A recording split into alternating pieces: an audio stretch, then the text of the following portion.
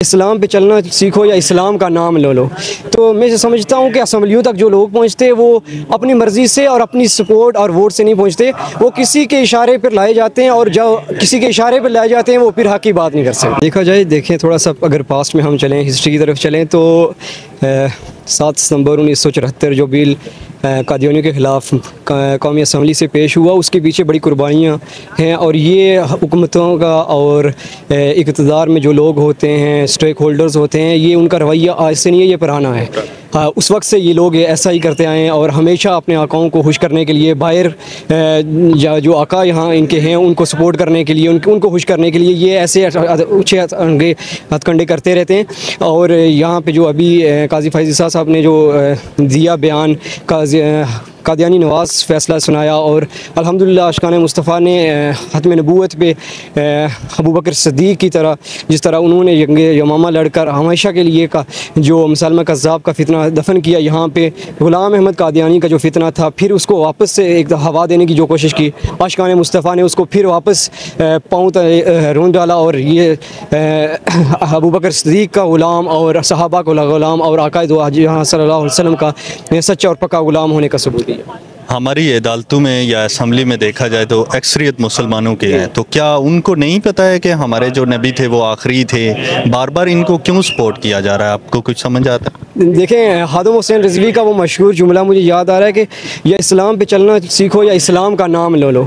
तो ये जो लोग हैं, मुसलमान कहना खुद को बड़ा आसान होता है और इस्लाम पे चलना ये दो डिफरेंट चीज़ें हैं। तो खाली नाम से मुसलमान होना और फिर हक़ पे डटना और हक़ पे बात करना ये मुश्किल बात है।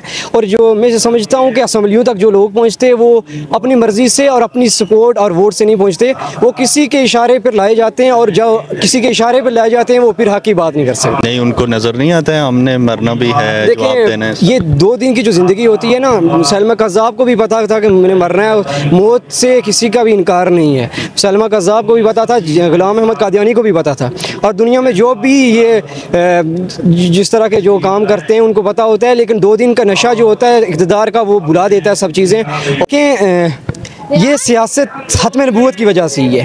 ख़त्म नबूवत के अंदर सियासत है, सियासत के अंदर ख़त्म नबूवत नहीं है। जैसे कहते हैं यहाँ पे देखा गया ना, हाँ। पहले भी कई जमात ने ये इस्लामी जमातें बनी और बाद में उन्होंने मज़हब को सिर्फ यूज़ किया। हाँ, ऐसा होता है, क्या ऐसा हुआ। ऐसा ही हो रहा है? अच्छा, ये चीज़ पता करने के लिए आपको ग्राउंड रियलिटीज़ पे जाना पड़ेगा कि फ़लाँ अगर धरना हुआ, फ़लाँ काज पे निकले, तो उसके पीछे क्या इनको कोई इनकी सियासी जमात को कोई फ़ायदा हुआ या नहीं हुआ। अगर सियासी जमात को फ़ायदा हो रहा है या कोई हो रहा है तो फिर तो आप कह सकते हैं सियासत के लिए कर रहे हैं। साद हुसैन रिजवी ने 1 साल जेल काटी, खादम हुसैन रिजवी साहब ने मजदूरी की हालत में जेलें काटी, अपने घर तोड़ाए, हज़ारों कारकुनान जेलों में गए। आपने देखा रमज़ान के महीने में फ्रांस के मामले में 60 कारकुनान शहीद हुए।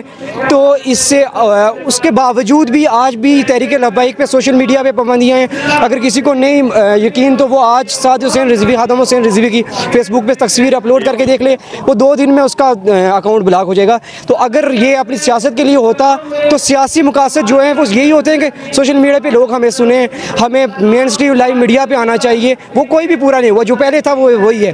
तो मेरे ख्याल में ये फिर आप कह सकते हैं ये दीन के लिए।